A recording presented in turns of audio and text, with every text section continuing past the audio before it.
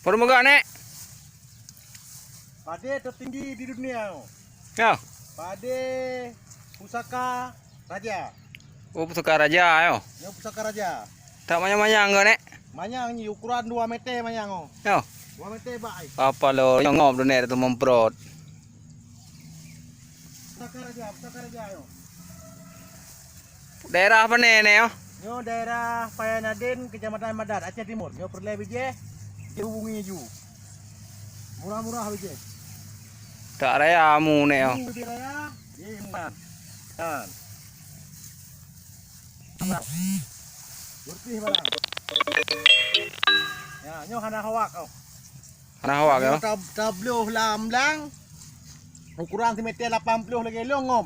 Apalagi urung NN. Ayo dampro ju. Ada. Kada lamlang. Tutuai ngan bak, tutuai ngan boy, bere ya. Mang kok bere bede kedua. Pusaka raja. Nah, perle bije dia hubungi ju. Kiba empat aja. Kiba dambai. Oh. Terus bah nego aja.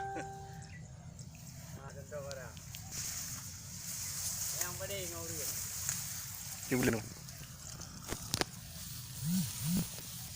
Ya, ya teh kelon. Noh hana hawak. Yo nek ana tuku yo. Heeh, harku yan. Yan contoh barang. Tungku. Ada nego. Ya, gadah urang kelon. Ya, nya pusaka raja yo, produksi Aceh Timur. Hana hawak. Pade produksi Aceh Timur yo. Ya, kan pade nan raksasa meyup tapi pusaka raja manyang luar biasa ini. Kalau ngeron halot. Luar biasa pade. Manyang luar biasa.